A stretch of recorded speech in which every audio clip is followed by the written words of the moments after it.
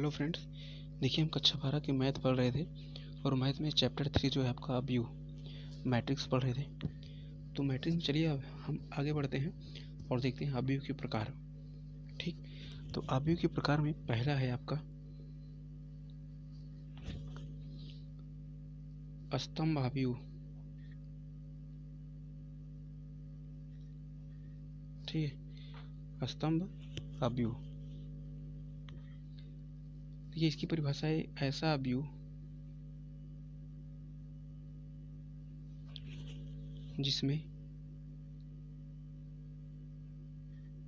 केवल, एक केवल शब्द लगा है, केवल एक स्तंभ होता है, केवल एक स्तंभ होता है, स्तंभ अवयव कहलाता है।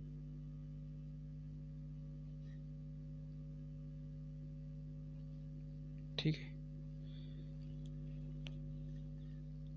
देखिए जैसे ए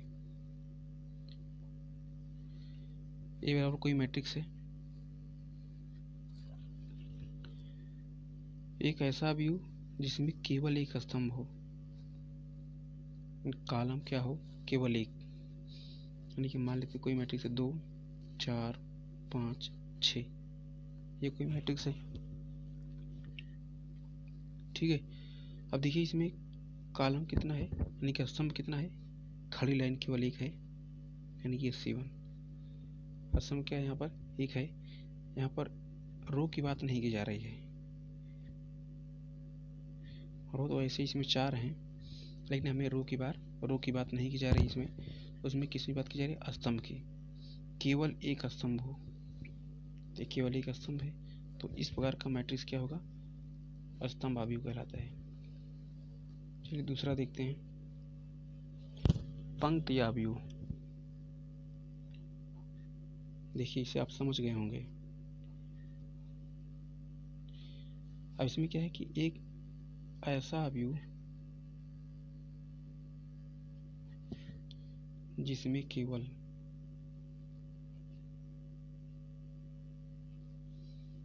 एक पंक्ति,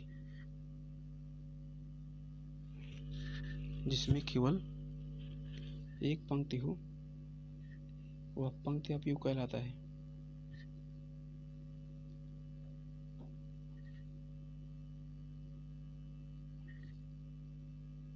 ठीक है, जैसे देखिए एग्जांपल, कोई मैट्रिक्स है, मान लीजिए ए बराबर 3 6 7 8। स्तंभ इसमें क्या है, केवल एक पंक्ति हो। स्तंभ कितने भी हो सकते हैं, लेकिन पंक्ति केवल कितनी हो, एक हो, तो कौन सा अवयव कहलाएगा, वो पंक्ति अवयव कहलाएगा। ठीक है, अब देखिए इसमें ये जो क्षैतिज लाइन है कितनी है, एक है, यानी कि R1। आपकी पंक्ति कितनी है, एक है, तो क्या कहलाएगा, आपका पंक्ति अवयव है। अब यहाँ देखिए स्तंभ कितने हैं, 1 2 3 4 है। ठीक है, तो मैं यहाँ स्तंभ से मतलब नहीं है, यहाँ पर पंक्ति अवयव देखना है। क्षैतिज लाइन कितनी है, एक है, तो R1, तो ये क्या है, आपका पंक्ति अवयव है। ठीक, तो चलिए आगे देखते हैं अगला प्रकार।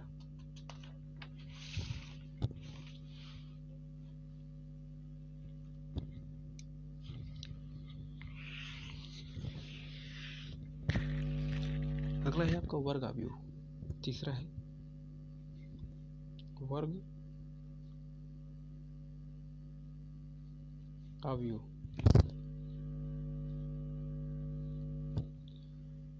ऐसा अवयव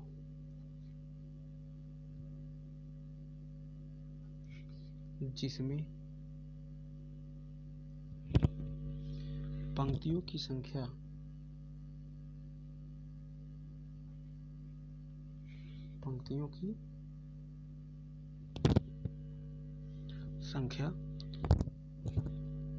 स्तंभों की संख्या के समान हो, स्तंभों की संख्या के समान हो,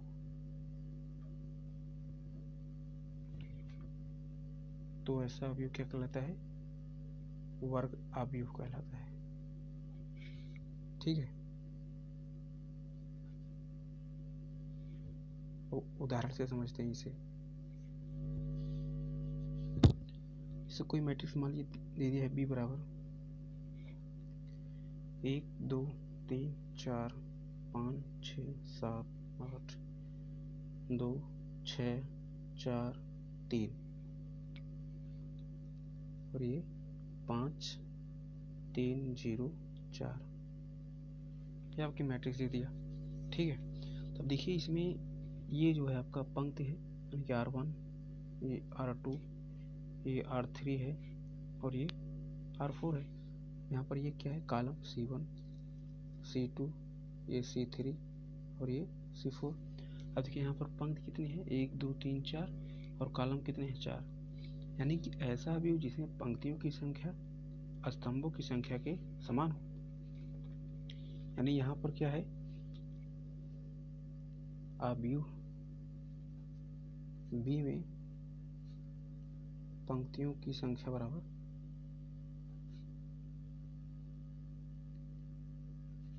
स्तंभों की संख्या।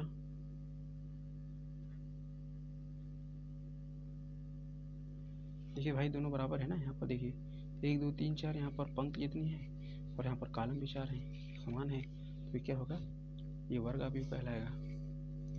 ठीक, चलिए अगला देखते हैं, चौथा विकर्ण अवयव। विकर्ण अवयव,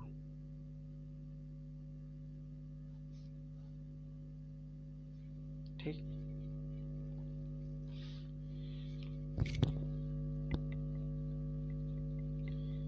विकर्ण अवयव की परिभाषा है जिस अवयव में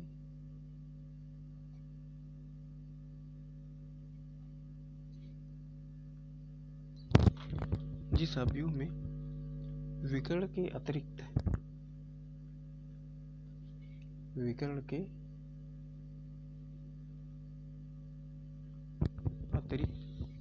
सभी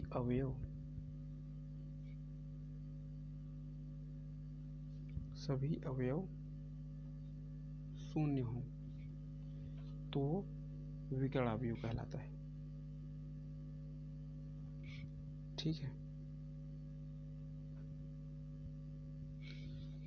जैसे एग्जांपल से देखते हैं, ये कोई मैट्रिक्स है बराबर, लिखा है कि जिस अवयव में विकर्ण के अतिरिक्त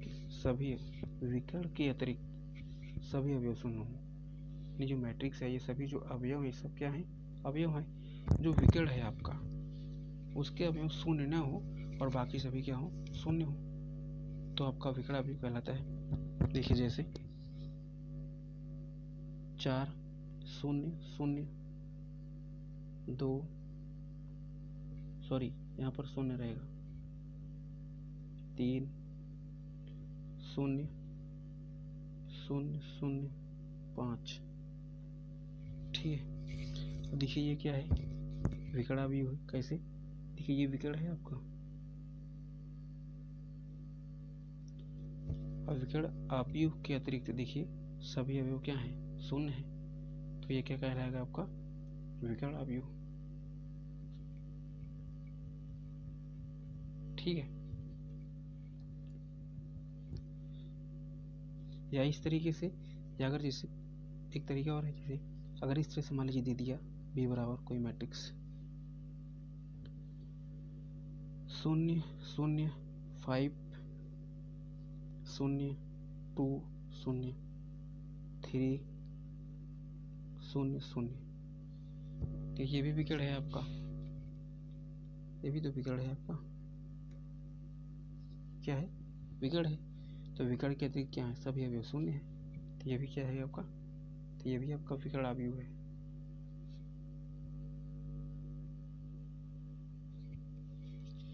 चलिए अब आगे समझते हैं, 5वां नंबर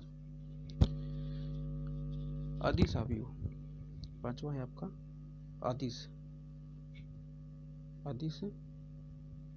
अवयव।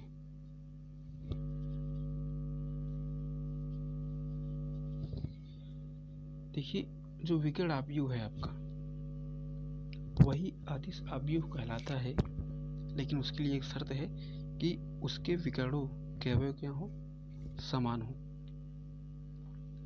ठीक, जैसे देखिए विकर्ण अवयव ही अदिश अवयव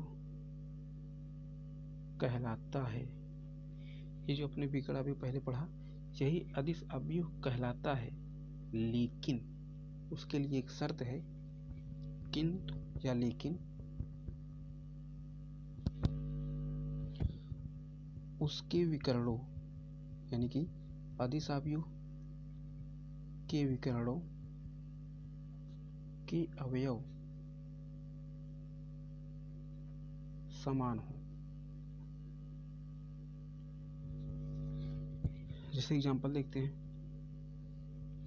अब देखिए विकर्ण अवयव क्या है कि उसकी जो विकर्णों के अवयव हो, इसमें ये जरूरी नहीं है कि ये विकर्णों के अवयव समान हो, लेकिन विकर्ण केवल शून्य नहीं हो, बाकी सभी शून्य हो तो क्या होगा, विकर्ण अवयव कहलाएगा।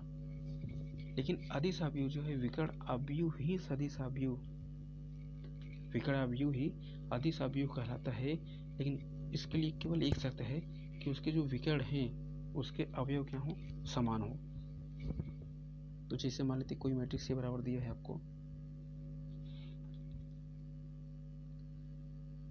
2 0 0 0 2 0 0 0 2। अब देखिए ये क्या है, ये आपका विकर्ण है, ये आपका क्या है, विकर्ण है। तो विकर्ण के अवयव क्या हैं, देखिए विकर्णों के अवयव क्या हैं, समान है, तो समान है। और बाकी सभी अवयव क्या हैं, विकर्ण अवयव में क्या होता है, बाकी सभी अवयव शून्य होते हैं विकर्णों के अलावा।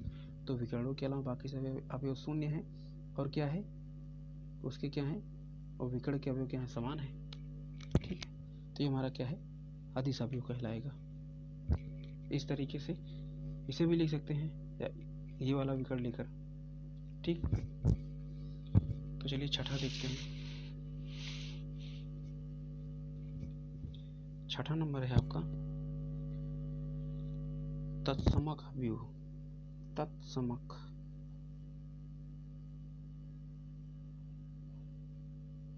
ठीक है, एक वर्ग अवयव। अब देखिए वर्ग अवयव हमने पीछे पढ़ा है, एक वर्ग अवयव जिसके विकर्ण जिसके विकर्णों के सभी अवयव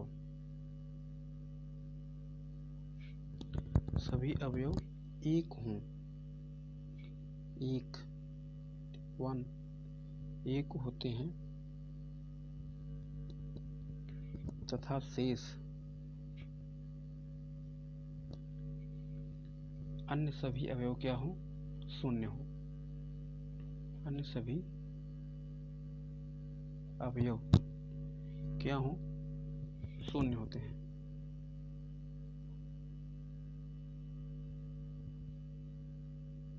ठीक है, यानी कि एक वर्ग अवयव हमने पढ़ा है जिसमें क्या हो कि पंक्तियों और स्तंभों की संख्या क्या हो, समान हो। ठीक, तो वर्ग अवयव होता है, तो एक वर्ग अवयव जिसके विकर्णों के सभी अवयव एक हों तथा शेष अन्य सभी अवयव शून्य हो, तो क्या कहलाता है आपका, तत्समक अवयव। जैसे एग्जांपल देख लेते हैं। जैसे कोई मैट्रिक्स मान लीजिए ए बराबर दिया है आपको 1, ये 0 0 और 1। ये कितने क्लास की मैट्रिक्स है, देखिए पंक्ति कितनी है, 2, कॉलम 2। ठीक है, तो देखिए यहाँ पर ये जो विकर्ण है, ये जो आपका विकर्ण है क्या है, एक है, और शेष अवयव क्या है, शून्य है। या कोई दूसरी मैट्रिक्स मान लीजिए दिया है बी बराबर 1 0 0 0 1 0 0 0 1। ये कोई मैट्रिक्स मान लीजिए दिया है, ये क्या है, आपका विकर्ण है।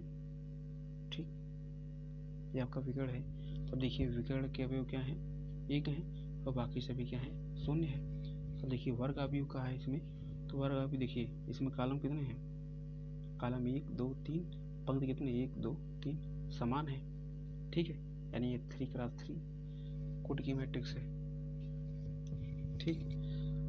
तो अगला है 7 नंबर, शून्य अवयव, शून्य अवयव।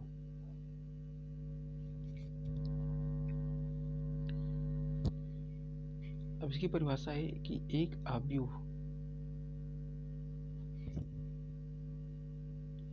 शून्य अवयव अथवा रिक्त अवयव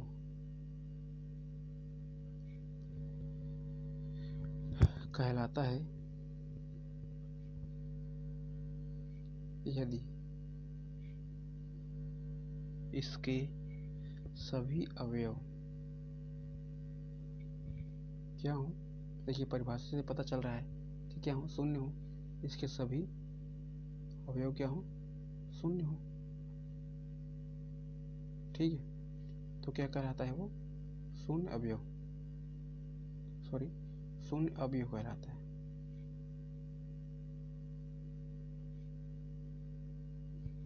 ठीक, तो जैसे एग्जांपल, जैसे कोई मैट्रिक्स मान लीजिए दे दिया है बराबर ये 0, देखिए इसमें स्तंभ कितने हैं, एक है, पंक्ति कितनी है, एक है, तो ये क्या है, 0 मैट्रिक्स है, शून्य अवयव है। जैसे कोई और दूसरी मैट्रिक्स दे दिया अभी बराबर 0 0 0 0, ये है।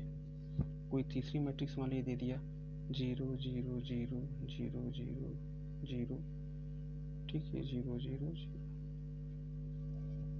ये क्या है, सब शून्य अवयव कहलाते हैं, ठीक है। अभी देखिए मेन हेडिंग है अवयवों की समानता, अवयवों की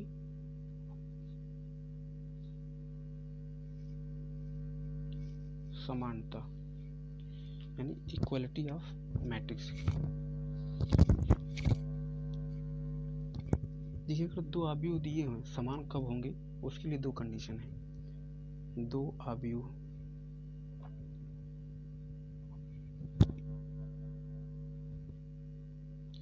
समान कहलाते हैं यदि पहला नंबर वे समान कोटि के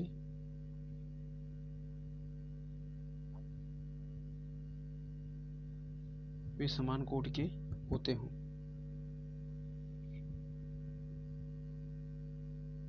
वे समान कोटि के होते हों।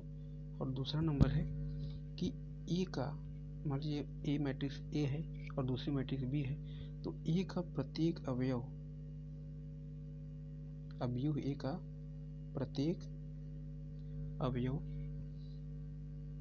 बी के यानी अवयव बी के संगत अवयव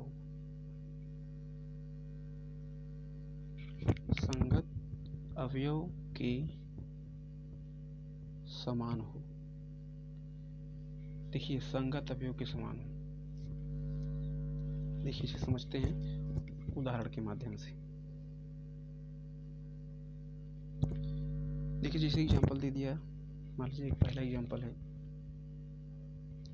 ये बराबर दिया है आपको एक मैट्रिक्स 2 3 0 1, और दूसरी मैट्रिक्स है बी बराबर 2 3 0 1। अब देखिए आपका क्या है, A11 है, A12 है, और ये A21 है, और ये A22 है, ठीक। और यहाँ पर A11 है, A12 है, और ये A21 है, A22 है। तो अब यहाँ पर देखिए कि A11 जहाँ जितना है यहाँ पर भी A11 है, दूसरी मैट्रिक्स में A12 जितना है यहाँ पर भी A12 इतनी है, और A21 है ए मैट्रिक्स में जितना, तो यहाँ बी मैट्रिक्स में भी A21 कितना है, 0 है, और A22 1 है, तो A22 भी 1 है।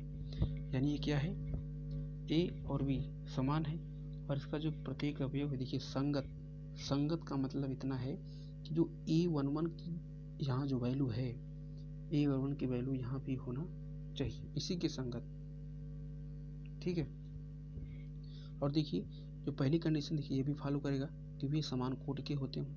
देखिए इसमें कोड कितनी है, देखिए R1 ये R2 है आपका और ये आपका C1 है और ये C2 है, यानी कि कितने क्रॉस के हुए, यानी कि देखिए पहले पंक्ति यानी कि 2 क्रॉस 2 समान है।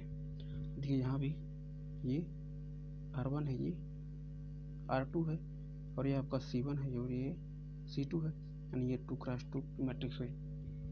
ठीक। और दूसरी एग्जांपल मान लीजिए दूसरा दे दिया कि कोई मैट्रिक्स मान लीजिए दे दिया आपको A बराबर 4 5 2 4 ये, और दूसरी मैट्रिक्स भी बराबर दे दिया आपको 5 4 4 2। अब देखिए इसमें ये R1 है, ये R2 है और ये R1 है, ये R2 है और ये देखिए इसमें कॉलम C1 C2, इसमें C1 इसमें C2 है, यानी देखिए 2 क्रॉस 2 की मैट्रिक्स है। देखिए पहली कंडीशन इसे फॉलो कर लिया, पहली कंडीशन फॉलो हो गई 2 क्रॉस 2। अब देखिए हम दूसरी कंडीशन, देखिए ए का प्रत्येक अवयव बी की संगत, यही मेन बात है, संगत जो लिखा गया है संगत अवयव के समान हो। अब देखिए यहाँ पर ये आपका A11 है और ये A12 है, A21 है और ये A22 है, ये A11 है और ये देखिए A21 बराबर है और ये A22 है और ये A12 है। ठीक। अब देखिए A11 जितना है क्या यहाँ पर A11 है बी में, नहीं है, यानी कि इसके संगत नहीं है।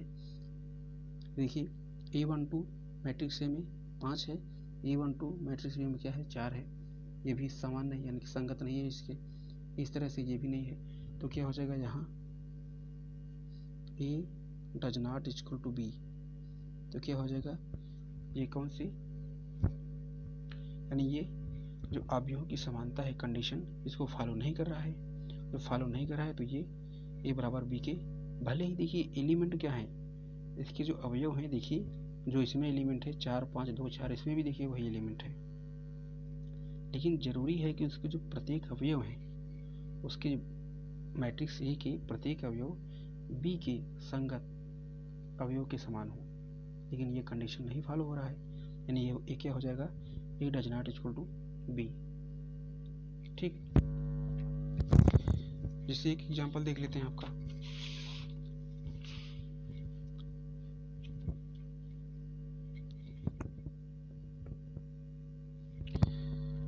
जैसे दिया कि मैट्रिक्स दिया है ए बराबर x y z a b c ये, और आपकी दूसरी मैट्रिक्स दी है बी बराबर -1.5। देखिए ये आपकी किताब का सवाल है, 0 ये 2 है, ये √6 है और ये 3 है और ये 2 है। ठीक। यह है कि अगर लिखा है कि यदि ए तथा बी समान अवयव हो तो x y z a b तथा c का मान ज्ञात कीजिए। तो इसका सलूशन देख लेते हैं। देखिए आपको दिया है मैट्रिक्स ए बराबर इतना और पी बराबर इतना, दो मैट्रिक्स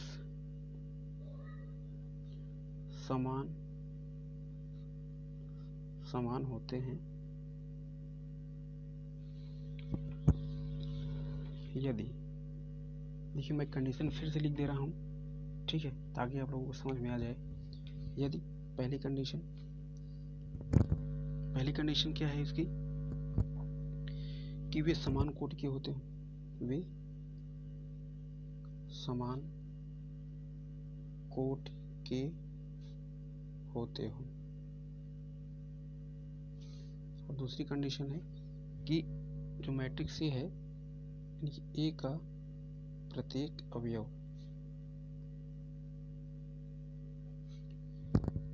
बी के संगत अवयव बी के संगत अवयव के समान हो। ठीक है, ये कंडीशन होती है।